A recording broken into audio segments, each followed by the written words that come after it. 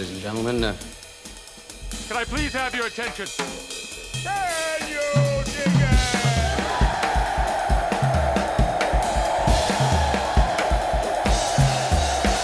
it? Greetings, dear listeners. This is Jonah Goldberg, host of the Remnant podcast, brought to you by the Dispatch and Dispatch Media. Very excited about today's guest.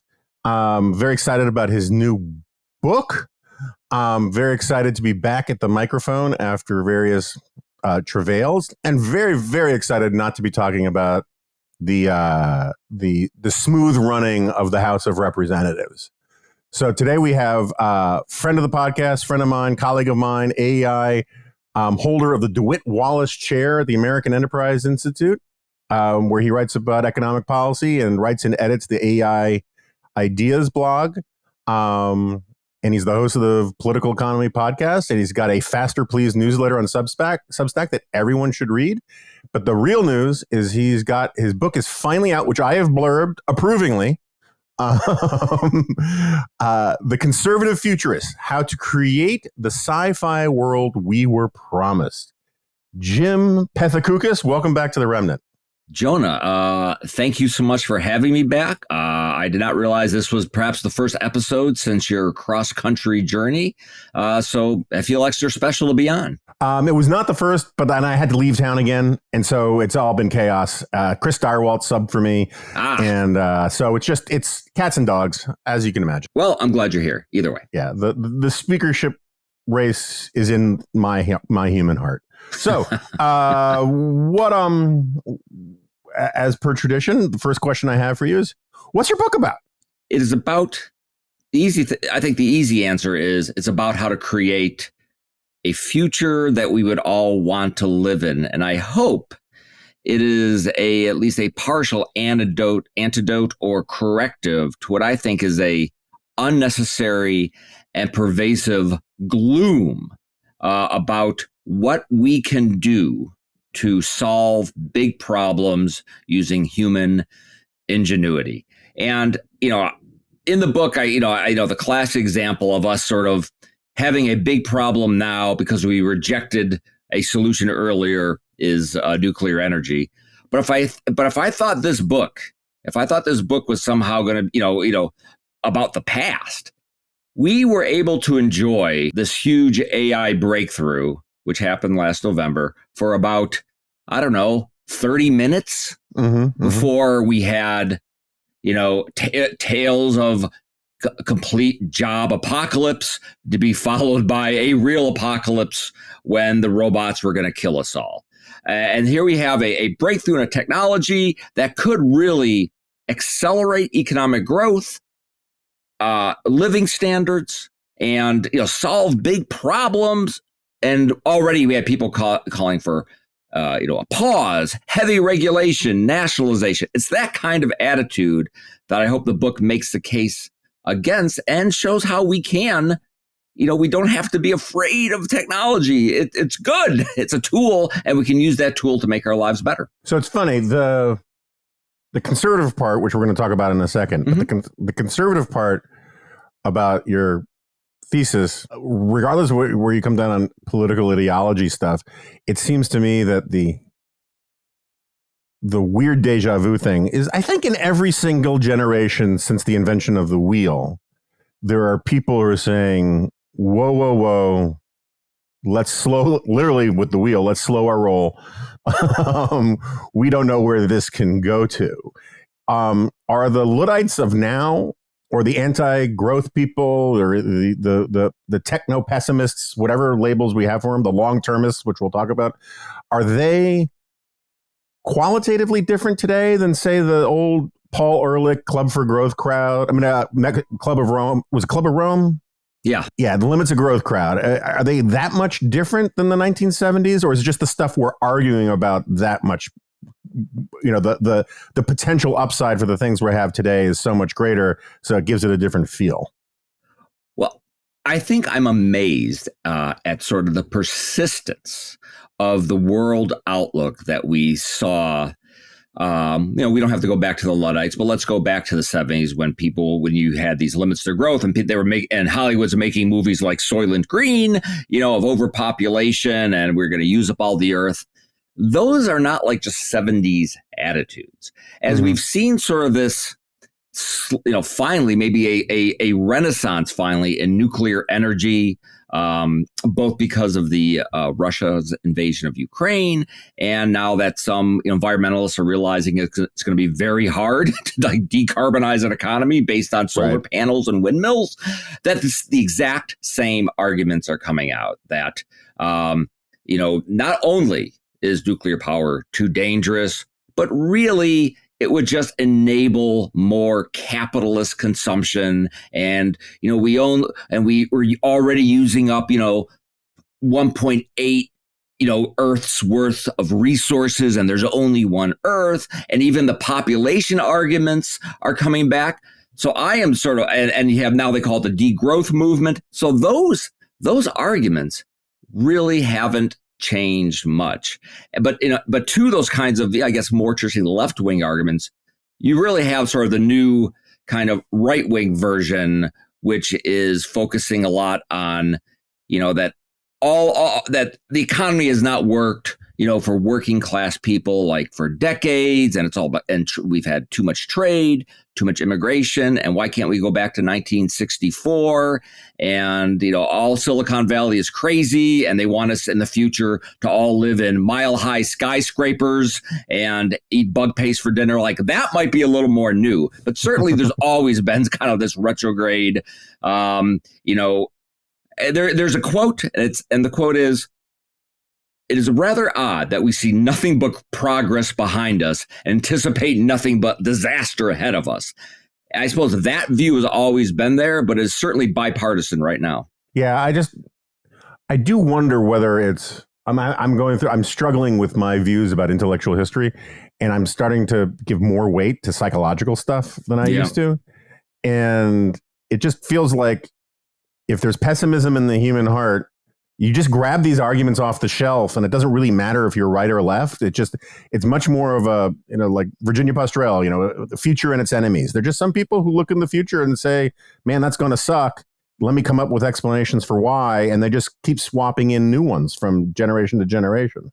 Yeah, I think the behavioral economists, as I'm sure have highlighted, dozens of weird cognitive quirks that people have. And you can go to Wikipedia and it's a long list, and one of them is kind of we have an inherent bias toward liking the status quo.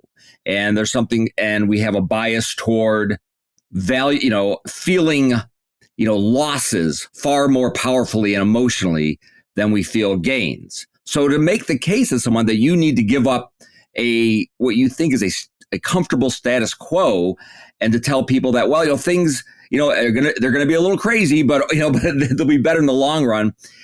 There is an inherent bias you have to work against. Also, there's a lot of research on how people behave when they've grown up in a period of relative economic stagnation. And I don't want to over make the case that there's been no improvement in the U.S. economy for 50 years. That is certainly not the case.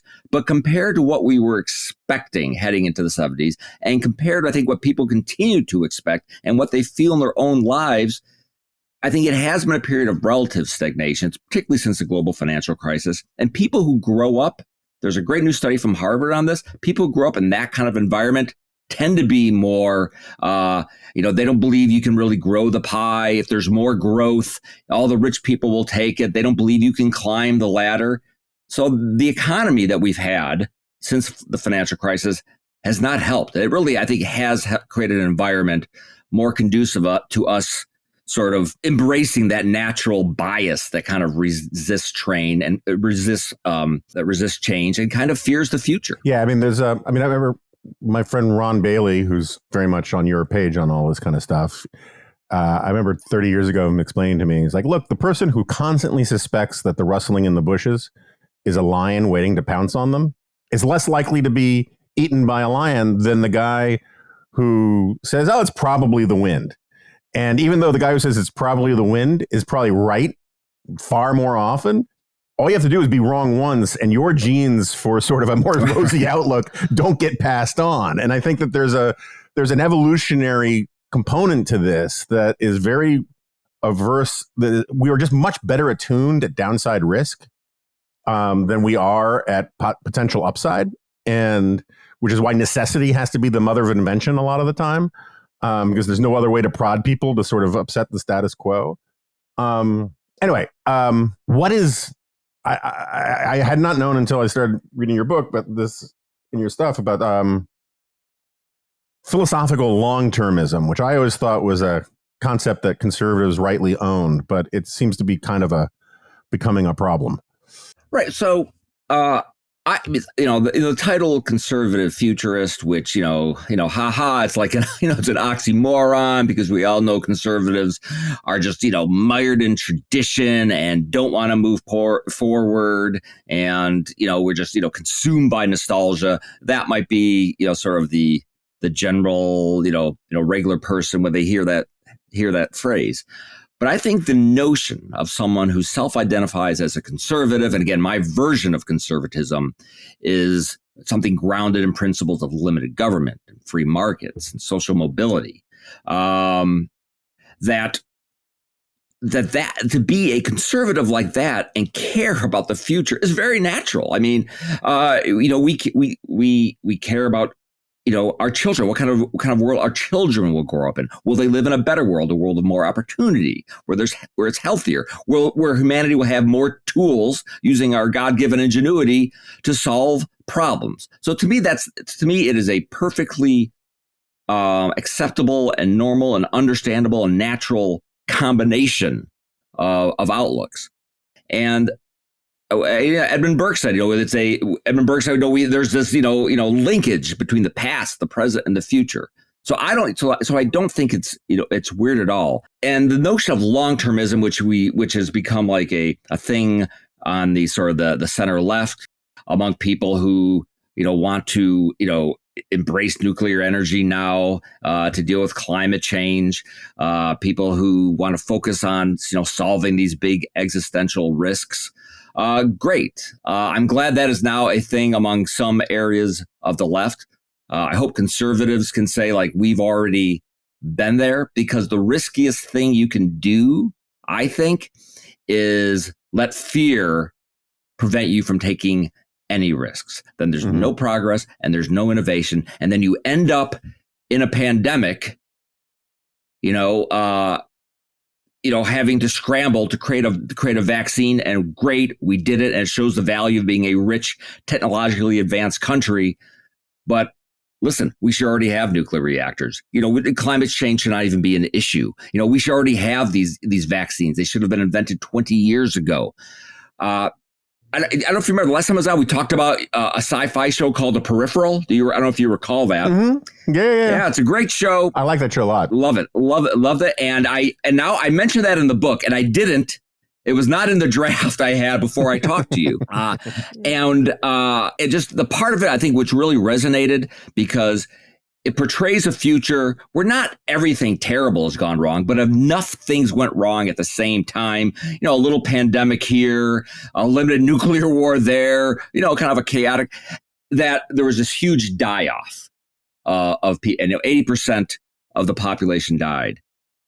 But as William Gibson writes in the book, in the middle of this catastrophe, he writes, science started popping, where they figured out AI, they figured out nanotechnology, but it was sort of too late. And that really struck home with me, is that I don't want to be in the too late category. I want to have these tools ready to go now to solve problems now, and not as the giant hunk of space ice is hurtling toward the planet. Yeah, I mean, the thing that drives me crazy is, because, the long-termism, the stuff I was reading up on it's very, very reminiscent of the precautionary principle, right? And it seems like, again, to me, it's very much like a lot of intellectual arguments. We just come up with new labels and new things to be afraid of, but it's the same friggin' argument when you scratch one or two layers down. And the overriding thing that comes through in a lot of that stuff is just, there are people who want to be able to plan other people's lives. There are people who want to be able to rationally impose scarcity, their preferred choices, on lots and lots of people, and they have to find some scary scenario that justifies it. And So I love this thing from this book I learned about from you, Half Earth Socialism, where this guy comes up with something called the Goss plant, which is, yes, a play on the Goss plan.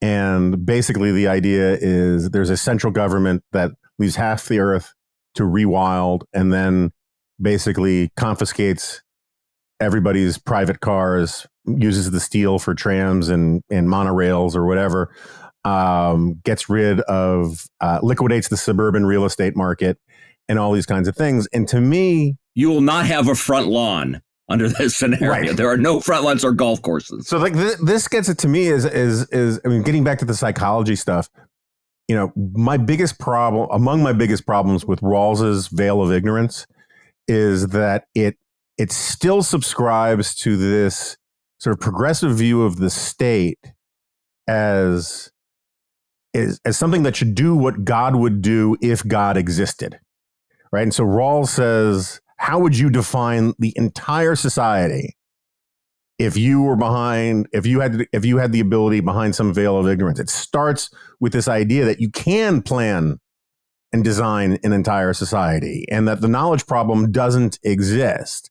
And it comes up in this stuff too. And so like, it seems to me, can you make the case for why? Because there are a lot of these techno-future left-wing guys with the long-termism. They want to do good science. They want to advance science, but they want it to be sort of centrally planned. And so what is the problem with sort of centrally planning scientific and technological development over the long term? Well, you know, it's interesting. You mentioned this book, you know, Half Earth Socialism. And when I was sort of writing this book and I was talking to people, I'm saying, yes, I want it to be an optimistic vision of the future, but, you know, I'm having trouble finding like a lot of good examples of books, films, and TV shows that are optimistic. And they suggested this book. And it turned out it was Obama's like book of the year, you know, a few years ago, called The Ministry for the Future, written by a guy named Kim Stanley Robinson. And they said, this, you need to read this book because it's about solving problems with technology. So I'm like, great. And I read the book, and it was very much like the Half Earth Socialism book, where it made the case that we need that democracy was never really going to get us there, and that we almost needed an environmental terrorist group to help prod society forward. And there would be this UN group called the Ministry for the Future. They would have kind of a dark ops wings where they would blow up coal plants and assassinate CEOs. So that was sort of the positive left-wing version of this. The book is not about central planning. It is about creating an environment where we have the tools available that we can kind of create the future that we want to live in. An example of sort of the opposite would be, certainly China, which identifies all these key economic sectors, and these need to have more funding, but it doesn't seem to be working out very, very well. I think saying that everybody must drive an electric car by this year, that is central planning. That is saying no matter what your preferences are, we decided that by a set date, X% of people must be driving an electric car.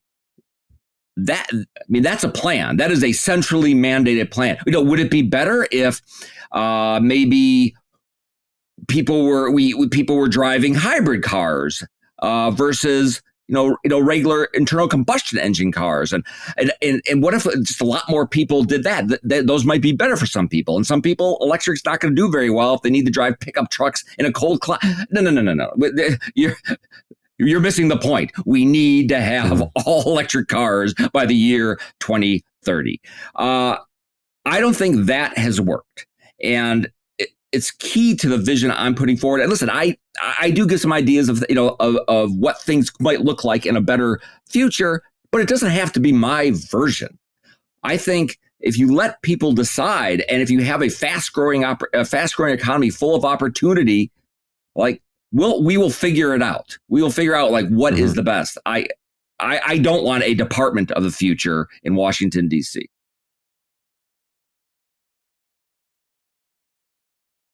Let's pretend let's do it this way. Let's start with Jim Pethokoukis gets to go back in time 60 years ago. And rather than people put you in an insane asylum, I like to consider that as a perfectly plausible scenario. We won't discuss it, but it could have happened. Hi, I'm Jim Pethokoukis. I'm from the future, and I'm here to help. It is not necessarily say, well, let me get the president on the phone, But let's assume you bring notes from people, and you have letters from people that you can prove you are really from the future, and you get to sit down with, in the Situation Room with the president and leaders of Congress and policymakers. What are some of the things that you wish you could tell them to do that they did not do? I think I would tell them to think very carefully about that. I would tell them they should not take for granted that the past 25 years of rapid economic growth and seemingly something new every day. We're putting up a nuclear reactor. We're launching rockets. Things people couldn't. We're still like science fictional. 25 years earlier, that they should not assume that rate of progress will continue for the next 25 years or 50 years. And they should think very carefully about the kinds of decisions they're making, whether they will facilitate that progress or they will limit that progress. As part of the research for the book, I spent a lot of time looking at what people were thinking in the 1960s. CEOs, people who worked at think tanks, sort of the hard science fiction writers like Asimov and Clarke, who were taken very seriously as public intellectuals back then. Mm-hmm. So what did they imagine the next 25 years would look like? And they thought it would be a period of acceleration. That it wouldn't just be another 60s. It would be, a 60s, plus even faster. And in 1970, there was this book by Alvin Toffler called Future Shock. That was entirely premised that growth would be so crazy fast that it was going to drive us all nuts and we wouldn't be able to handle it. That is not what we got. Instead, we got a market slowdown, which I date, to 1973. And at the time, people thought it was temporary. They thought, it must be the oil crisis, but then it sort of lingered on year after year. And, economists still look at, what happened. But certainly one thing that happened is we began to regulate as if it didn't matter, that we would continue to have and so it didn't matter if we made it hard to build things. It didn't matter if we suddenly, ended both the space age and the atomic age basically around the same time. So I would tell them, your prediction is wrong. We are going to have a multi-generational slowdown. And now knowing that, what do you think we should do? How will you do something different?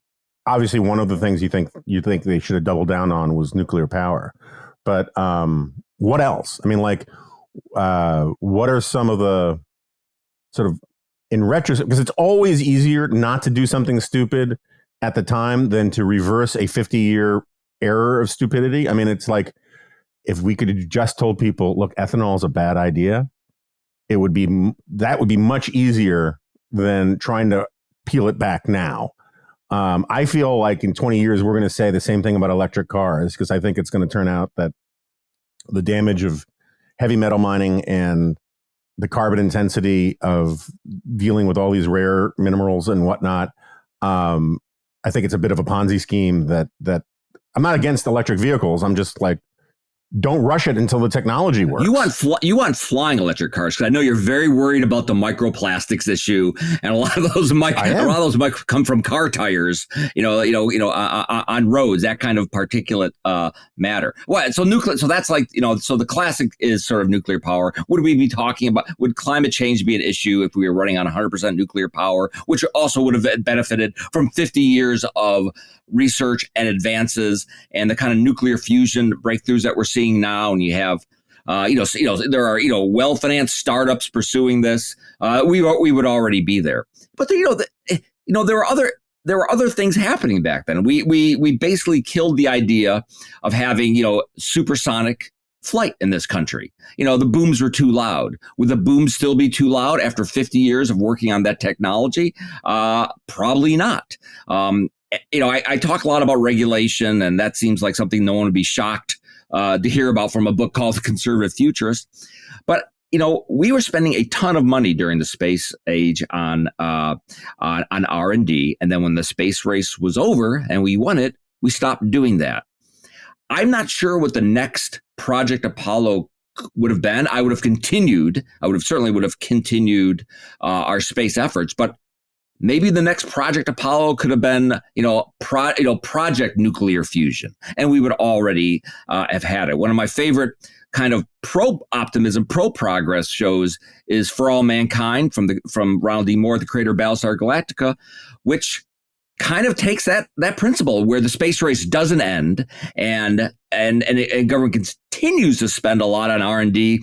So we have smartphones in 1982, nuclear fusion like in 1985, and the world isn't a utopia. And this isn't a book about a utopia, but you're able to solve a lot of problems. And I think it's about having a better world, not a perfect world. Yeah, my only problem with that, well, not my only problem, but my biggest problem with that show, and this is a pure sci-fi geek point, not a policy point, because it's basically a parallel universe story, right? Yeah, like all history. It splits in the timeline and things go this way instead of that way and blah, blah, blah, blah. The split is that the Russians get to the moon Get on the moon first. Yeah. Right. And that freaks us out. And we're like, oh, it's on. Right. And, which I like that stuff. But too many of the characters, like they still have like a Clinton presidency and an Obama, like in a universe where we have smartphones starting in 1982 and we have like fusion by like 1990, all the politics are going to be so disrupted. You're not going to have the same characters coming in, but they do it so it can, the verisimilitude of having like stock footage from the 90s, of Al Gore makes it feel more right, and it's entertaining, but it wouldn't be that. It's like, well, I think in that show, actually Reagan, becomes president in 1976.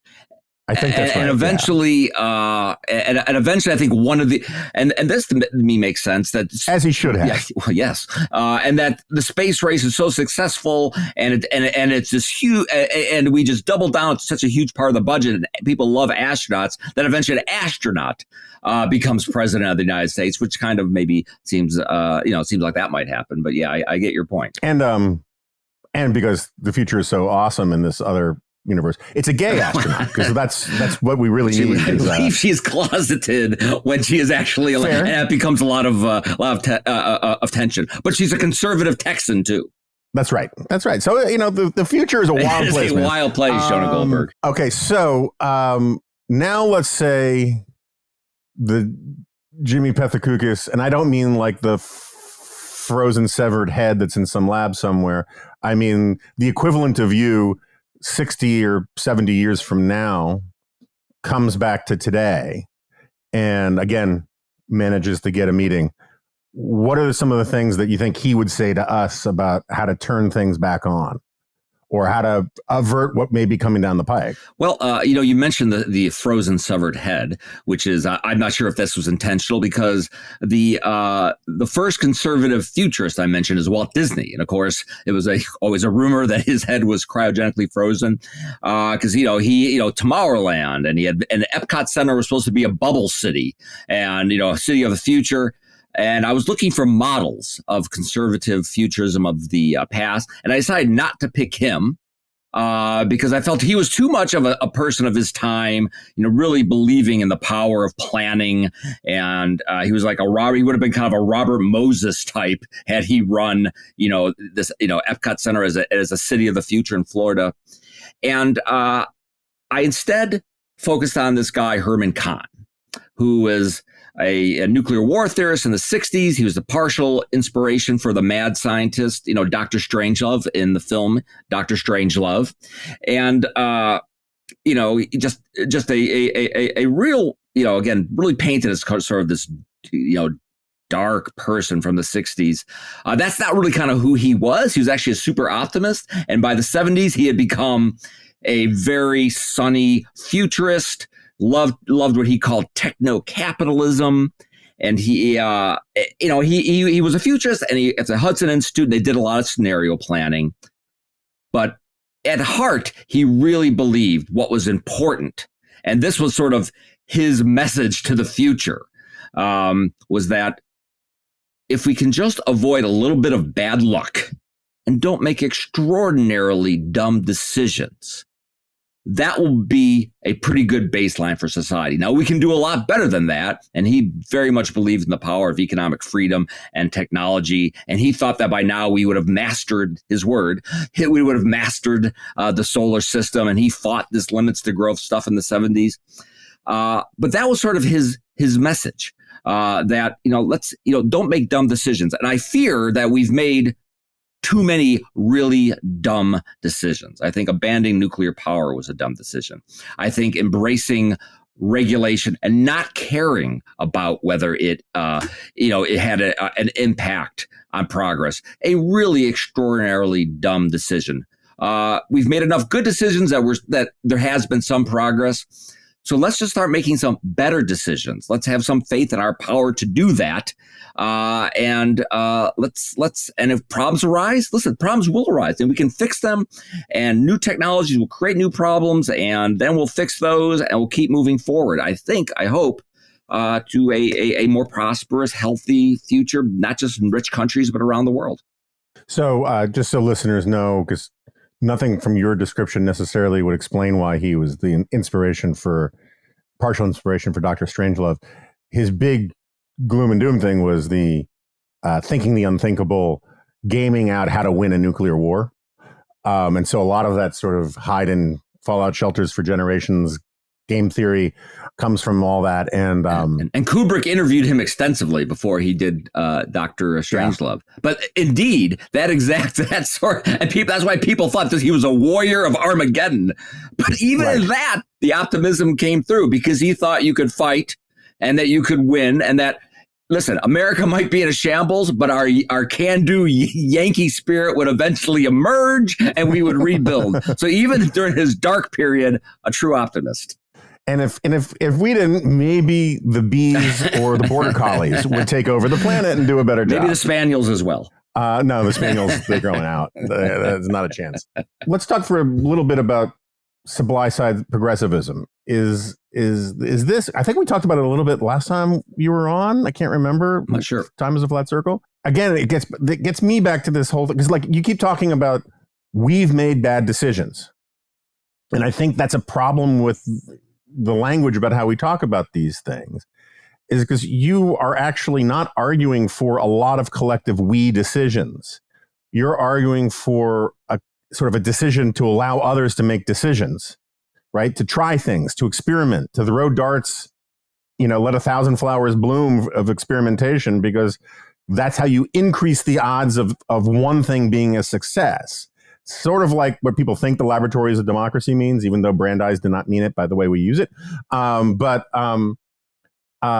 it seems to me that every time you get an ally on the there are a lot of people who take it much more literally, and supply side progressivism, much like this long-termism stuff that we're talking about, or the Gost plan or whatever, it's always, I want to be in charge. And that's sort of what I'm trying to get at, is how do we get to a place where we as a society make a decision to let other stakeholders, technological stakeholders, entrepreneurs, consumers, whatever, make their own decisions and convince people that that's actually the best way forward. I like when when folks on the left start talking about making America more productive. That's great. I like when they begin to look at how regulations make it hard to build everything from housing in high productivity cities to building nuclear reactors or highways, any of that. That is fantastic. I would love it if they would acknowledge that these rules haven't been around for a long time, and they have shown no interest in changing them up until about 45 minutes ago. I think that kind of, I don't want a truth and reconciliation committee about regulation, but it would be great if they would acknowledge that at some point, that it is a tremendous error that we are sitting here having debate about how to use solar and wind and exactly how much economic damage it will cause, because we're going to have to, slow down growth because we're not going to be able to power the kind of future that I've been laying out, or even power AI. I mean, a lot of people say we should back off the AI because it uses too much power. So there's not enough recognition of that. I'm also worried that there is still too much in that movement, which I know involves Ezra Klein. I'm not sure if all the progressive supply siders, if you could probably fit them all into a car. But you see now with a new challenge, which is this challenge with AI and the rush to regulate it. And you're still seeing so many folks on the left treating it like it's the new nuclear energy again, and that it needs to be heavily regulated, that we need to create a new agency, the AI agency, which will monitor all these large language models and approve them and run them through tests, and maybe eventually they'll be permitted out into the wild. If that is how we're getting this progressive supply side movement dealing with new challenges, great. I'm glad they're pro-nuclear. But now we have a new challenge, and it's the same old thing. It's the exact same old thing where they worry that there'll be too much experimentation and there'll be open source models that anybody can use. How much better if only a few players were involved that had good relationships with the new AI agency, and their policy shops, could have dinner with regulators. That's really how it should work. So I'm a little skeptical about this, about the new supply side progressive movements and its willingness to sort of cede the reins of control, to entrepreneurs and market forces and competition. Because there's nothing I would fear more than just a few players with a close ties to the government having complete. Now, listen, I understand why they want regulation, because they would benefit from that scenario. Why some of these companies are pushing for it. But again, I think there are tremendous downsides, and I'm so far disappointed that the new supply side progressives, so-called, don't seem to be adopting a more. They don't want to treat AI as we did the internet in the 90s, which is light regulation, let 1,000 flower. We have no idea how this fast evolving technology is going to evolve, and we can solve problems as they happen. There are a couple things in there I want to push back on a little bit, at least in the realm of devil or Michael Strain advocacy, 6 of one, half dozen of the other.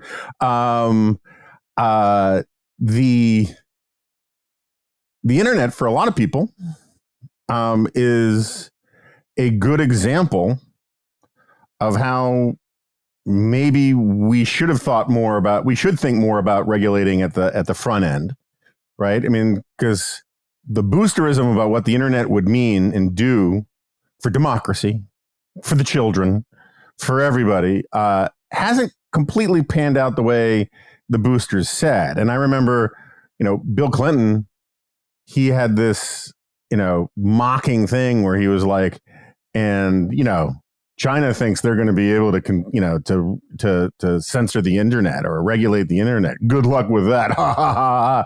And it turns out that China's doing pretty good at that. And if you had told people part of the bargain with the internet, in 1996 was ubiquitous porn in young kids' lives, they might have said, well, maybe we should set up some rules going in rather than wait to see the damage of it all. So I'm sure as you go on your multi-state lavish book tour, talking about this book, you're going to get a lot of people saying, well, wait a second, doesn't the internet prove the point the other way around? No, people have brought up that exact point. If not for the internet and the ability for scientists to easily collaborate, to get hold easily of other research, to work on projects together, even if you're not in the same place, I do not believe we would be on the verge of what I think is a very important technological breakthrough in AI, or I think in fusion, in biotechnology, CRISPR, or even with space. Without the internet, I believe we would still be well behind achieving those. And as I said, will there be downsides? Yes. Unfortunately, I think oftentimes it's easier right now to think about, the downsides of the internet rather than what it has given us, which is pretty much everything we think about comes to us via the internet. We will see how we would ask this, how people will answer this question if we are sitting here 10 years from now, having solved, without us all living as we did in the 1940s, if we have solved climate change, if we have radical new treatments for cancer, because we are a more connected society. And with that connection will come problems. And as we said earlier, technology will always cause problems. And many of these problems I'm not so worried about, like the whole disinformation. I think for most people who are certainly under the age of 30, they don't assume every video they see is like reality. I know my kids don't. They assume just the opposite. They assume anything they see on the internet has probably been faked. It's a setup by an influencer. If they see some scene captured on the street, they're like, that was all set up. Older people might indeed think that, because it's video, it must be true. I'm not a big. I understand what you're saying about the sort of the child porn issue and the ubiquitousness of that. But I think some of these other things like disinformation, I think are really going to be a sort of a fleeting issue as we get more people who've sort of spent their lives online, get older and become more of us. Yeah, so I have a slightly different take on that, in part because I just did this. I was just at this conference where they had a pretty great tutorial on some of the stuff for AI. And, I keep coming back to this thing about how these debates are always the same. It's just the scare terms are different, and maybe the stakes are different, and the specific technology is different, but supposedly the stakes now are human existence, because that's it's going to kill us. Yeah, but that was, right? That was also the argument for the population bomb, for nuclear war, for global cooling, now it's for climate change. It's amazing how often human existence is on the line. It's very comic booky. Like, oh my God, every week, all of humanity is in peril. There's a super villain technology. Yeah, and so one of the things I don't know about AI, like AI in terms of coming up with new medical compounds and protein folding, and that I'm very excited about, and I think that's great stuff. And coming up with, as you brought up the last time you were on here, about how maybe AI can come up with new light materials that can finally give us the space elevators we were promised. I'm all down for that kind of stuff. But on the LLM stuff with social media and disinformation, I think that I'm coming to the position that the threat is both less and different than we've been led to believe, insofar as it's basically just the old garbage in, garbage out thing. ChatGPT is a giant plagiarism machine. And a lot of these misinformation, truth seeker, or whatever you call them, services, basically, as the guy who was doing the presentation was saying, whoever controls the ground truths, right, whoever controls how these various labels are defined, gets to define what is and isn't misinformation. It basically, ChatGPT doesn't do original thinking. It does, and maybe it'll get to that place, but what it does is it gets better and better and better at refining what the sort of median, the mean of all writing on a certain subject is, and spits it back at you. And so there's actually a really weird kind of small c conservative bias to it, because it's going to tell you what the right answer is based upon what the previous right answers everywhere were. And the Ezra Klein types, they're the ones who are controlling the definition of a lot of these terms that are being labeled misinformation or disinformation and all that kind of stuff.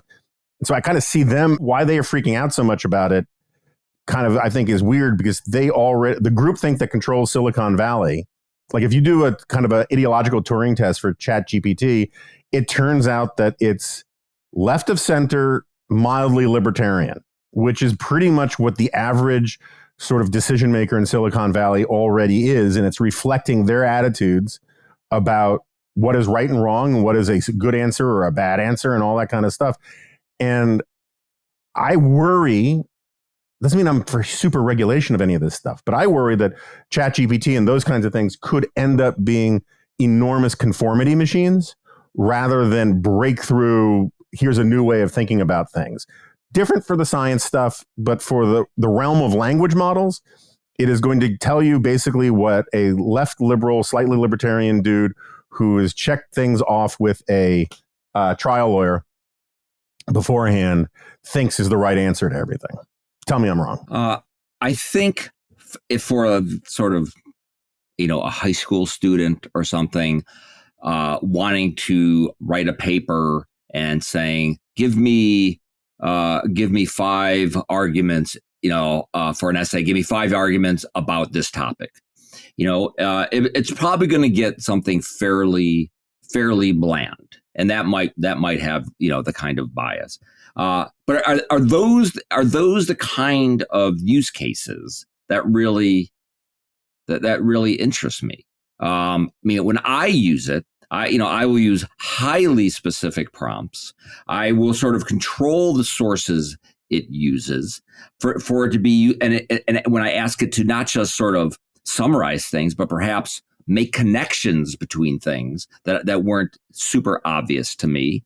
So I go into it sort of with a base of knowledge, understanding the subject well enough that I'm like, that's kind of like the typical answer it might give me. All right, that's kind of now let's go deeper. So I think that's the case. I think when you were a high school student and you were assigned an essay, maybe you looked at what was in the New York Times or USA Today, and you gave like the same sort of kind of generic. The teachers probably got 20 essays that said basically the same thing. So no difference there. What this allows you to do is you get those first answers back from ChatGPT. And then, of course, it's helpful when you treat it like a human and you say like, hey, great job.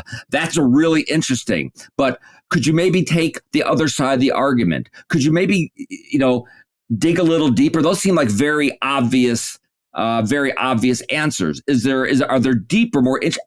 And it will do that. I find that to be true all the time, where I'll say, let's say I was interviewing Jonah Goldberg. What are 5 things you might have me ask him? And it will give 5 super boring things. But then as you push it and keep pushing it, the answers will get better and more interesting. So I think part of it is, how will most people, if they use it, what will they do? And is that the most important use case? To me, the most important use case is really how businesses use it, how scientists use it, how technologists use it. And I understand that concern, but I think it's really early days, and the technology is sort of as bad as it will ever be. It's sort of as boring as it will ever be. And I think it will be better down the line and give us more interesting, deeper, more, thought. And I'm making air quotes here on a podcast, thoughtful answers. Yeah. I'm more skeptical about both the upside and the downsides of it than a lot of people are, for in these use cases, right? I'm not talking about, like, again, finding weird correlations in cancer rates that would have been really hard to look for human beings because it's just giant pattern recognition software. And that stuff is great. And I think there is a really non-trivial, even likely chance in the next 5-10 years, AI discovers something about how to make unobtainium or cold fusion or something that is just friggin' awesome, right? I think that's real. How many years do you want to delay that, right? I mean, that's right. I mean, like, so, there's a scene in Star Trek where Dr. McCoy tells a story about how his parents died, and then they discovered like the cure, like the next year. Like, how many years are we willing to have more people die of cancer or Alzheimer's, or how much longer are we willing to leave our planet vulnerable to a comet because we don't have a sophisticated enough ways of deflecting it? These are all real things, and I understand like these downsides, but to me, I mean, the name of the newsletter, not to be like, overly push things here, but is faster, please. And that's why. I mean, you say please. I do say please, so it's not a command and control. We've done not just slower, please, but you must go slower for 50 years. So I'm highly impatient with the notion of let's just keep doing what we've been doing. We'll run the AI models through some spinoff of the FDA. And by the way, China's not going to do that. And just imagine if last November had not been OpenAI financed by Microsoft with this Chat GPT breakthrough. What if it had been Alibaba or Tencent? That is all we would be talking about right now, Jonah Goldberg. We would be talking about how we lost the AI race. They're going to get super AI first. What happened? That would be not government shutdowns that would be the number one, that in this geopolitical contest, they have won a tremendous victory and we have lost. Sputnik all over again. Thank God that didn't happen. Yeah, but here's just a devil's advocate, Michael Strain. That's point. fine. Sure. Part of the problem with your perspective, as it seems to me, is again making straight line projections about this stuff, right? And insofar as we just finished talking about For All Mankind, that it turned out it was a huge boon to the United States, into science, and to as Francis Bacon would put it, the relief of man's estate, that Russia beat us to that first major milestone of putting a man on the moon, because then our reaction to it was so much greater, right? Mm-hmm. And I think that there are a lot of things in life that the shortest distance between 2 points kind of assumptions are wrong, in that the competitive pressures between us and China may force us to do things that we would not have otherwise done, because again, necessity is the mother of invention. Yeah, and I think that's a tailwind to my entire scenario, the fact that we do have another big geopolitical competitor, for sure. Yeah, and so anyway, I'm more of a Calvin Coolidge kind of conservative in some ways. And one of my favorite lines from Coolidge was, if you see 10 problems rolling towards you, do nothing, and 9 of them will fall into a ditch before they reach you. And to me, that's sort of a different approach to the laissez-faire that I think we both share, which is let a lot of people who are closest to problems worry about the problems. They're going to be better at solving them. And sometimes the problems that they run into will bubble up to become policy problems, and then we'll tackle them. The problem with both on the proactive and reactive side of thinking, the policymakers are the first deciders rather than downstream deciders, commits you to things that maybe just aren't ripe yet, if that makes any sense. No, and it's that perspective which I think informs the entire book, which is why I don't recommend giant new regulatory agencies, why I don't recommend huge new spending programs on all sorts of specific problems. I advocate a lot more money just on basic science research that we should spend as we did. Now, there may be some very specific problems but I think that we should say that is a moonshot. That is something we should try to target. That's fine. But I think most things are not like that. Most things you provide the resources for people to investigate, whether it's scientists and technologists, to solve the problems. I do not want a ministry or a department of science or AI. But the thing is, we haven't taken that laissez-faire attitude. We've made it hard for people like that to solve problems. We've made it very hard. If you would like us to be able to take a plane from New York to Berlin in 90 minutes, if that is something you want to do, we have made it impossible for you to do that. So a more laissez-faire approach in that regard would be a massive improvement. We have not been living through the era of Calvin Coolidge for the past 50 years. No, of course not. I agree. My only point was that, because where I have great sympathy with you is, look, when you cannot control something, you cannot be blamed for things that go wrong, right? Like, if I have no power over stopping an asteroid hitting Earth, no one can point to me and say, this is your fault. But if I have the power to stop it and I don't, then you can say it's my fault, right? And so when you bring up this point about, like, the Dr. McCoy thing about finding a cure a few years later and all that kind of stuff. There's a certain aspect of justice delayed is justice denied here. If it really is in our power to accelerate the path of curing diseases, fixing climate change, right? I'm a geoengineering guy. And we don't do it, then there's a certain amount of moral responsibility for not having done it, right? There's a certain amount of, by making it harder for us to grow out of and innovate out of our problems, the people who want to throw a wet blanket on everything share some moral culpability for the way we're suffering from those problems. Imagine if you stopped the Green Norlau. What was his name? The Green Revolution guy? Orlog. Imagine if we stopped him because, the FDA needs to do another round on all this stuff. Every day you slowed him down, you're killing, I don't know, from starvation, 10,000 people a day, 5,000 people. I mean, it's some mind-boggling number. And it would be nice if there were people, Charles Murray always makes the point about the Apollo program because it contradicts so much of his views about government planning and government work. And his point is that it was a microcosm of a specific milieu of people who were dedicated to an enterprise that defied normal incentive structures. And there was a sign on the wall that said, waste anything but time. And you can do a lot with that kind of ethos in a mission-driven kind of organization. And we just don't have a lot of regulators who think that way. We have a lot of people who think the flip side of that. No, I think there's an utter lack of urgency. Again, this isn't, and it's not a book stuck in the past complaining. We've had people calling for an AI. It's stuck in the future complaining. We've had people calling for an AI pause.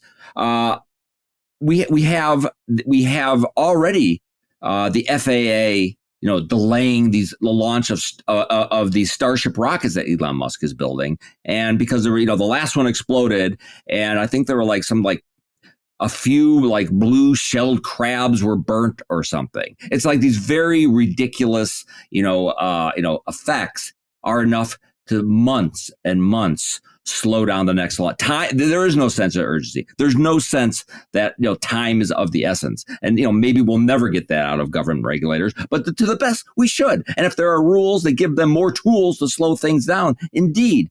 I read a lot about the National Environmental Protection Act in the book. And in the first big court case, the judge said, finally, we are creating the tools to slow down material progress. Said it right there. And guess what? They were right. The judge called it because that's exactly what it's done. We don't have a lot of time left, but I just want to ask you, where are we on geothermal? Because I saw at a very young age, A Crack in the World, this 1965 movie where they crack the planet, and by trying to mine the Earth's core and get energy out of it or something like that. And it's always freaked me out. But if that's, and I've always been kind of freaked out about the caldera, the North American caldera, whatever that thing is, right? Which is why, as anyone who knows my early career, I spent a lot of time arguing for space-based volcano lancing. Yes. But you're kind of bullish on it, and if you can convince me that it works, I'm all in. I tell you, people talk about nuclear, but really there's a tremendous amount of innovation happening with this deep thermal, and there's different varieties. Do you heat water? Do you heat some other chemical? How deep do you go? How do you drill that deep? And it's certainly a technology which probably needs some more R&D for the more sort of expansive versions. But just as there's tons of startups, which there weren't before on nuclear fusion, there are actually a lot of startups on deep geothermal. So I think that, to me, that's a pretty exciting technology right now. And you mentioned the Yellowstone caldera. I do write about a plan to use the Yellowstone caldera to heat to provide energy for the entire country. And I've been assured by the person pushing that idea that will not cause it to explode. So, I might want to run a couple extra tests on that one, but that actually could provide enough energy, geothermal energy for the entire country. So even without using the super volcanoes, I think there's enough progress happening that's a real thing that we can begin to factor in how we're going to get, lots of abundant, cheap, clean energy in the future. I don't want to delay that either. I mean, and people who hate fracking, guess what? They hate deep geothermal too. Yeah, so I've been meaning to ask you about this because, I've been fascinated with, again, nothing new under the sun. A lot of this has to do with psychology stuff, right? So there are people legitimately and sincerely, and to one extent or another, rightly concerned about climate change. Fine. People rightly concerned about the damage that coal and oil drilling do to the environment, right? And we can have an argument about cost benefits, risk rewards, all that kind of stuff. That's fine. But it's a sincere, specific public policy position by people who I may disagree with, but it's a legitimate one. There is also this view out there that clean, safe, abundant energy, as you put it, would be a problem because really humans are the problem. That economic growth is the problem. You have every few years you get back to these guys arguing about steady state economies, right? Where it's the climate change is a pretext for this deeper view that says material progress, material progress is just bad. And I'm just kind of curious, since you've been reading a lot of this stuff, I don't read this stuff nearly as much as I used to.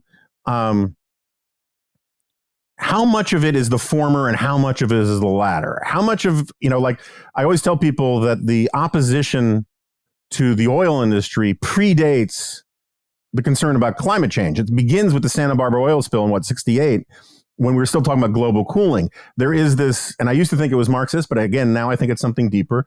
There's this idea that oil was just the lifeblood of capitalism.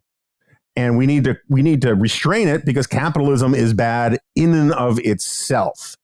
And so I'm just kind of curious, when you're trying to deal with people and engage these arguments, how much of the sort of their real problems with growth per se or humanity per se, or the real problem is the specific externalities of this specific public policy problem?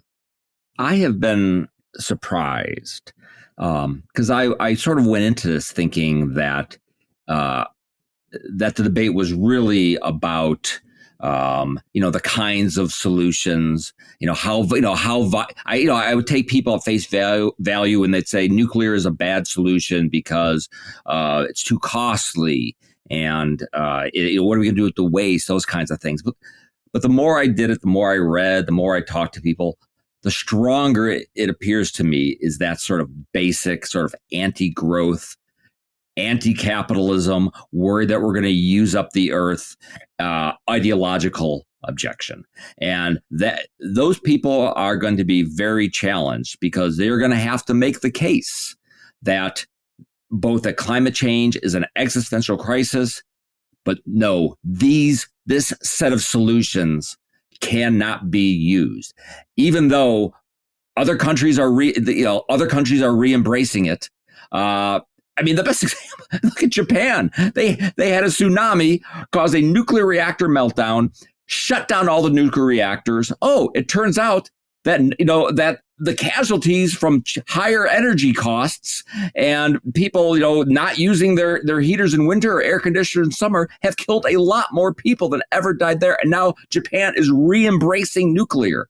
That gives me a lot of hope that fundamentally these people and also what we learned during the pandemic is people don't like shortages. People don't like going to a supermarket where there's nothing on the shelf. So I guess the short answer is that impulse is stronger than what I thought. But I think that can be defeated. Yeah, I'm looking forward to cold fusion for a lot of reasons. And I probably can't list as many as you can, but I think we share a lot of the reasons. But one of them is I really want to hear people finally take the mask off and say, no, unlimited, clean, renewable energy in of itself would be bad because humans are bad. And if you give them unlimited energy, they'll just indulge themselves, right? It's like my mother-in-law, when she was take her little kids in Alaska at the supermarket, and the kids would ask, can we get that cereal or can we get that whatever? And my wife's mom would say, no, you'll just eat it. Right? There's this attitude of like, if you actually give human beings unlimited potential to do, because that's what energy really is, right? Is the potential to do almost anything.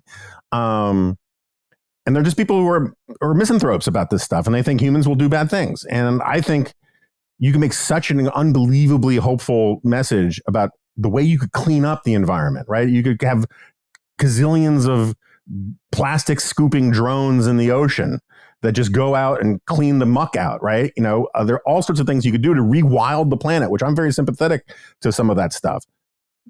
But you need the technology, you need the energy to do it. And there are people who think, no, they think the wet blanket is the only approach. And not only do they think we should not live this lifestyle, but then the message is they're saying is people who currently live in deep poverty, they'll say that the capitalists are selling you a false bill of sale. You'll never live like them. Don't be a capitalist. I mean, what a message. And I think that's a losing message is to tell people you can't live like people in the West do. My message is that should be a goal, that everybody should live or have the opportunity to live as well as anybody else. I mean, who's in that scenario, who's actually concerned about the poor? Jim Pethokoukis, senior fellow in the DeWitt Wallace Chair at the American Enterprise Institute. He is the author of The Conservative Futurist, How to Create the Sci-Fi World We Were Promised. We didn't talk about nearly enough sci-fi, but there'll be opportunities down the road for that. Jim, thanks for coming on The Remnant. Jonah, it was wonderful. Thanks so much for having me on. Okay, Jimmy P has left the studio. For those of you who didn't get that very oblique, weird, probably not very funny thing I was doing there where I said a devil's advocate or a Michael Strain advocate, 6 of one, half dozen of the other. Strain and Pethokoukis have this very weird, almost sibling rivalry thing at AEI, and they give each other grief, but they're very good friends. And I tried to get Strain on for 2 weeks in a row, and he just kept saying no to me. So I told him he's dead to me now. So I just figured I'd explain a little of that inside baseball. I really do recommend the book. You should check it out. I wish we had talked more about the sci-fi stuff, but he's got a whole crazy, I think today is pub date or yesterday was pub date. So he's got a crazy, media tour schedule. But it is kind of remarkable how few and far between optimistic examples of optimistic sci-fi are, which was not the case for a very long time. It used to be, I'm not saying that all sci-fi was optimistic. Obviously, Star Trek, the original Star Trek was, some of the spin-offs were a little darker than others, but, still very optimistic. And now it's just sort of assumed that real sci-fi has to be dystopian in some way. Even as he was talking about with The Peripheral, like the only way you get the science to pop is after 80% of humanity dies. I don't think it necessarily has to be like that. I certainly don't think fiction has to be like that. But there you are. And I think that's sort of a reflection a little bit of the apocalyptic age that we're in. But there'll be plenty of time to talk about that more. As I think I've told people, I got some travel stuff coming up in October, so we're trying to put stuff in the can. I want to thank Chris Starwalt for subbing for me. I cannot wait. I'm actually very pissed that he got Mike Duncan, because I really wanted to have Mike Duncan back on to talk to him, and now I got to wait a little while before I have him on again, and I got to listen to it and all that. But I want to thank Chris Starwalt for subbing for me yesterday, and there'll be plenty of more punditry from me, from others at the Dispatch about the Kevin McCarthy leadership speaker brouhaha Holly Tacker mess. Did a big chunk of it on Dispatch Live this week, which you can find if you're a subscriber. And of course, the weekly Dispatch podcast. By the time this comes out, that will also probably pretty much come out. So we'll talk about it there, and I'll have some thoughts in the solo Remnant as well, I'm sure. So with that, that's really all I got for right now. Thanks, and I'll see you next time. No, you won't. This is a podcast.